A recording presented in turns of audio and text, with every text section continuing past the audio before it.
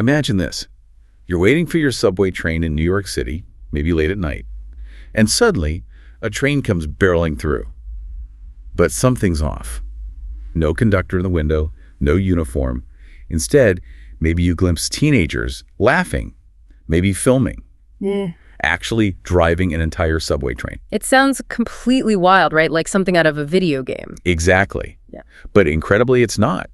This alarming scenario has become a very real problem in New York City, of all places. One of the world's most complex transit systems. So how is this even remotely possible? And what on earth is driving these incredibly high-stakes, really dangerous stunts? Yeah, what's the motivation? Today on The Deep Dive, we're going to unravel this startling trend: teens commandeering MTA trains. We'll look at the history, because believe it or not, there is a history here. Right. And the recent incidents, who these young conductors are, how they pull it off. The serious legal trouble they get into. How the authorities are trying to stop it, and, what this whole thing tells us about obsession, maybe urban legends in the digital age. It's quite a story. Okay, so to really get this, we need to look back first. Because while teens playing subway operator feels incredibly new and, frankly, terrifying, the impulse itself to play conductor, it has this really fascinating and surprisingly long history in NYC transit. That's right. The fascination with the subway's inner workings isn't new at all. The most famous case, kind of the legend in this space, is Darius McCollum. Ah, yes. I've heard that name. So back in 1981, when he was just 15 years old, he actually managed to operate an e-subway train full of passengers for several stops. 15? With passengers? That's astonishing. It really is. And, over the decades that followed, he was arrested more than 30 times. 30 times. Posing as MTA staff, driving buses, driving trains, all without authorization. His mother apparently once said that after playing with toy trains as a child, he went on to bigger and better things. Wow. A direct quote. Yeah. McCollum, who is on the autism spectrum, he really set this kind of cultural reference point for transit impersonation. So while his story is unique, it shows that this intense desire to be part of the system, it's been around, but the recent wave feels different. Yeah. More extreme. Exactly. It suggests a new generation is taking this dangerous hobby to entirely new and very public extremes. So if the fascination itself isn't brand new, what do you think is driving these new extremes we're seeing now? Well, that's the million-dollar question, isn't it? It seems to be a blend of factors we can definitely get into. But first, maybe let's map out this recent wave, a quick timeline. Late 2023 through early 2025 really shows this unsettling frequency. Our sources detail quite a few. Okay, lay it out first. All right. December 30th, 2023, Forest Hills, Queens. A group breaks into two trains, out-of-service trains near a terminal. Okay. They drove them a short distance northbound.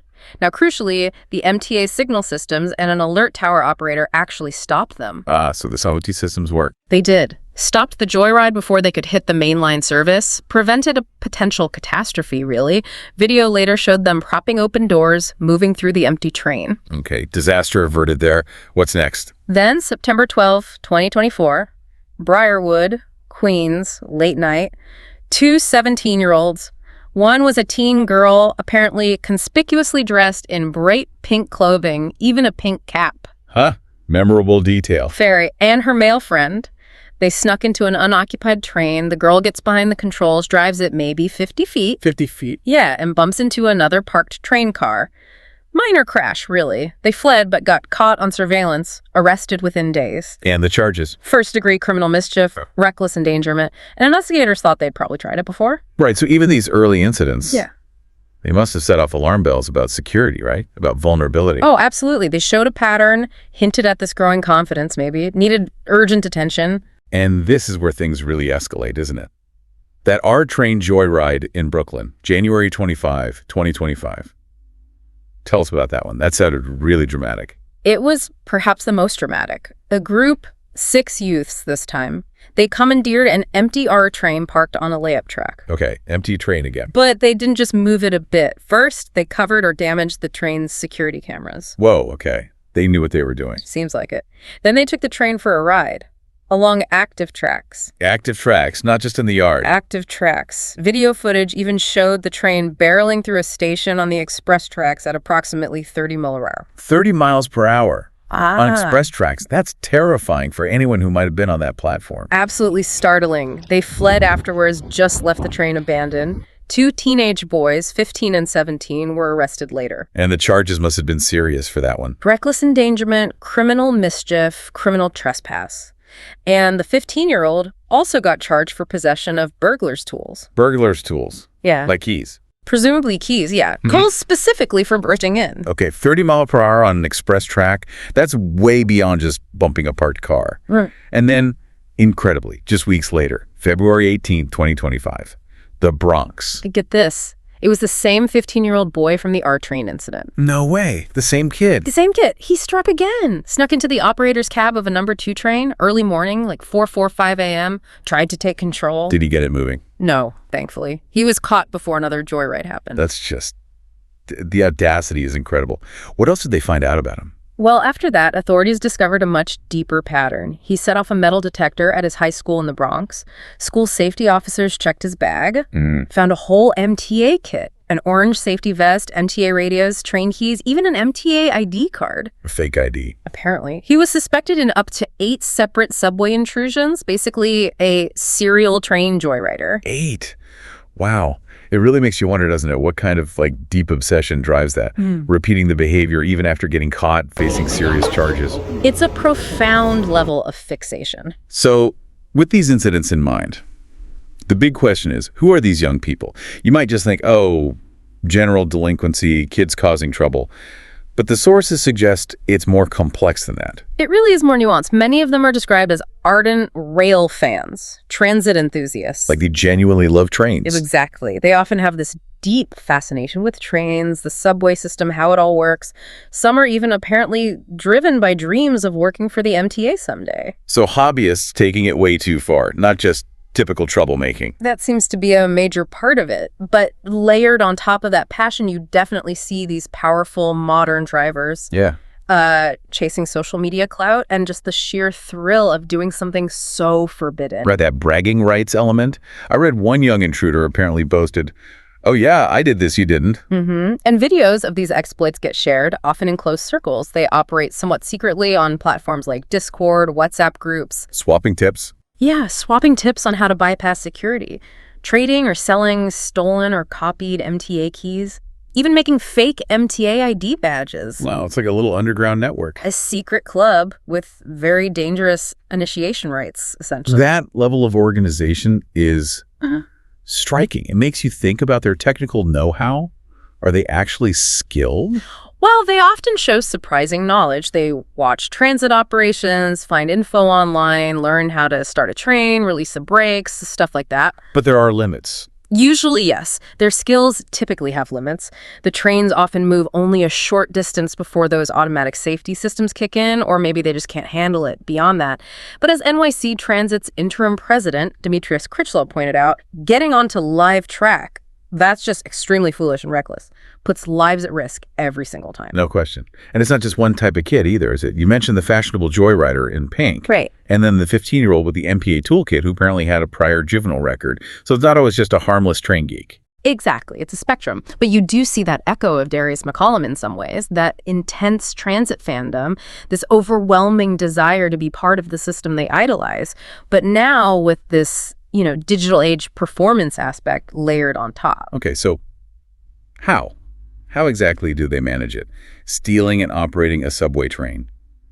Our deep dive must reveal some common tactics, right? Absolutely. There are definite patterns. First, targeting. They usually go for trains that are out of service or parked in layup areas. End-of-line stations, yards. Exactly. Places where trains are usually empty, no crew around, easier targets. Makes sense. And getting inside. You mentioned keys. Yeah. Gaining entry often involves universal keys. How they get them varies. Stealing from workers, just finding them, buying copies online. Online. You can buy MTA keys online. There's concern about that, yeah. Or even keys being filed down or, get this, 3D printed from leaked designs. Wow. Technology. Right. Sometimes it's just brute force prying open a cab door. Once they're inside, they might even barricade the door. And trying to look the part helps too, I guess. Definitely. Putting on an MTA uniform piece, even just an orange vest, a hard hat, an official-looking cap, it helps them avoid immediate suspicion. Like the 15-year-old with the fake ID. Exactly. And they're aware of security, too. They choose off-peak hours, late night, early morning, fewer people around. And like we saw with the R-Train crew, they'll even vandalize cameras right away. Smart in a disturbing way. Yeah. So once they get a train moving, it's usually not for long. Usually just a short distance, a few hundred feet, maybe one station length, partly because the MTA's signal system is designed to stop unauthorized movements. Right, the emergency brakes kick in if they try to enter an occupied block or run a red signal. Precisely. But again, that R train crew hitting around 30 miles per hour on an express track section. Yeah. It really makes you wonder, despite those safety systems, how close are they to a real catastrophe each time? It feels like luck plays a big role. It's a terrifying thought. Yeah. And after the ride is over, what then? They flee, disappear into tunnels or onto the streets, leaving the MTA and NYPD to piece it together later using security footage, public tips. And the persistence of that 15-year-old repeat offender. Yeah. It shows some aren't easily deterred, are they? Until they're really caught and face the music. Absolutely undeterred, it seems, in some cases. So let's talk about that music. What happens when they are caught? The sources seem pretty clear. This isn't treated like some harmless prank by the law. Not at all. The charges are significant, often serious felonies. Like what? Okay, almost all face first-degree reckless endangerment. That's a Class D felony. It reflects the huge risk of injury or death they create. Right. Then there's first-degree criminal mischief, also a felony. That can be for property damage over $1,500 or just for intentionally interrupting public services. Makes sense. Trespassing too, I assume. Criminal trespass routinely charged for being in restricted areas like cabs and yards. And as we saw with the 15-year-old in the Bronx, criminal impersonation if they're pretending to be MTA staff. And possession of burglar's tools for having those keys or whatever they used to get in. Exactly. That shows premeditation, which the law takes seriously. The legal system views these actions with extreme gravity. No messing around. It's interesting, though, how the system handles minors, right? Under 18. Yes, for juveniles, the cases typically go to family court, or the youth part of criminal court. That's under New York's Raise the Age law, which emphasizes rehabilitation.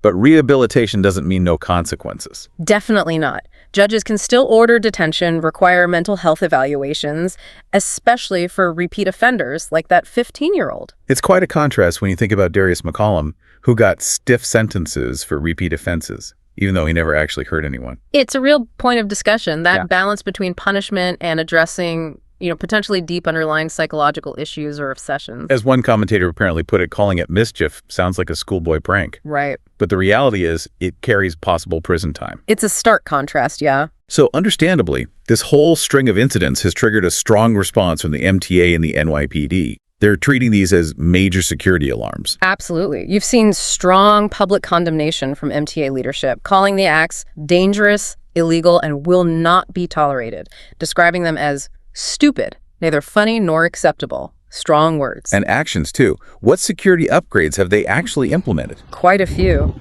Big focus on surveillance. By late 2024, they said 70% of the subway fleet had cameras, aiming for 100% by 2025, plus more cameras in yards and tunnels. Okay, more eyes. What about physically stopping them getting in? That's key. The cab doors were a major vulnerability. So the MTA is redesigning locks, adding second locks, exploring reinforced locks, maybe even electronic or biometric ones down the line. Biometric, wow. And clear instructions to train operators now. Secure your cab, take your keys. They're also cracking down on that illicit online trade of train keys, reminding workers to guard theirs, looking into smart keys. Smart keys, interesting. And boots on the ground, more police. Yep. Stepped up NYPD Transit Bureau patrols in train yards, unannounced inspections, increased police presence at end-of-line stations. What's interesting is that these incidents were happening even when the subway system was already flooded with extra police for other reasons, right? That's a great point. It really makes you wonder, why weren't all those officers deterring these specific kind of covert actions? Yeah.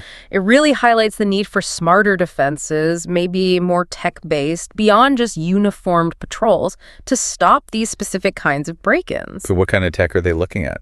Well, they're exploring future stuff like engine kill switches, maybe geofencing to automatically stop a train if it goes where it shouldn't, modernizing signals so they can monitor and maybe even stop trains remotely. That sounds promising. And here's a really interesting angle. The MTA is even considering outreach to the railfan community. Outreach to the same community some of these kids come from. Exactly. Exploring things like internships, maybe volunteer opportunities at the Transit Museum, trying to channel that passion.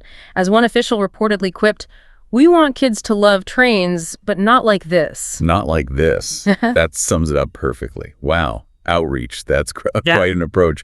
This whole saga, it's really captured public attention, hasn't it? A mix of shock, maybe curiosity, even some dark humor. Oh, absolutely. Media coverage has been extensive. Lots of focus on the dramatic surveillance footage, those colorful details like the fashionable joyrider in pink. Yeah, that detail stuck. National outlets picked it up. Some, like Vice, even had this slightly tongue-in-cheek tone about the renegade adventure aspect of it all. And social media must have exploded. Totally. When the NYPD released suspect photos, it led to, incredulous comments, memes about GTA MTA. Not bad. While some users joked or had this weird kind of admiration, the vast majority condemned the stunts as incredibly reckless. Even actual transit enthusiasts on Reddit seemed divided. Most condemned it, worried it made all train buffs look bad. Understandable. And what about just regular New Yorkers? What's the feeling on the street? Mostly negative, I'd say, tinged with real concern about safety and security. People were just stunned that it's even possible to steal a subway train, asking, why wasn't physical security better? And it raises that chilling question, doesn't it? If teens can get into the system like this, what about people with truly malicious intentions? Exactly. That's the underlying fear. Yet. There's also this kind of grudging understanding, maybe, of the subway's mystique, its appeal to kids. These incidents almost tap into a kind of urban legend. That's true. Some social media comments even framed the teens as sort of folk anti-heroes, like the transit bandits or subway surfers 2.0, though very distinct from the actual deadly trend of subway surfing. Right. Important distinction. Mayor Eric Adams even connected it to TikTok, that daredevil culture online. Yeah, he did. It really highlights this collision, doesn't it, between that youthful fascination, maybe amplified online, and basic civic responsibility. So wrapping this all up, what does it mean? Our deep dive seems to show this spate of teens stealing or impersonating MTA trains is this really startling intersection of youthful obsession, modern social media dynamics, and some pretty serious gaps in transit security. It's a vivid story, kids momentarily living out these fantasies, but the cost is real legal trouble and genuine alarm across the city. And as you said, we've been lucky so far. No major injuries, no catastrophic damage. But that seems like it's down to luck and safety systems, not the wisdom of the kids involved. Absolutely. All the ingredients for tragedy are there every single time this happens. It's a huge wake-up call. It highlights vulnerabilities most New Yorkers probably never even imagined could be exploited like this. Which brings us to our final thought for you, the listener, to chew on. Given this deep fascination these teens clearly have, and the digital world that can amplify their exploits, how do we as a society, as a transit system, find the right balance between cracking down on security, which is essential, and somehow fostering that passion? Right. Can we make sure the next generation of train kids finds legitimate, safe ways to engage with the system they seem to idolize? Instead of risking everything for that dangerous, forbidden thrill. Something to think about.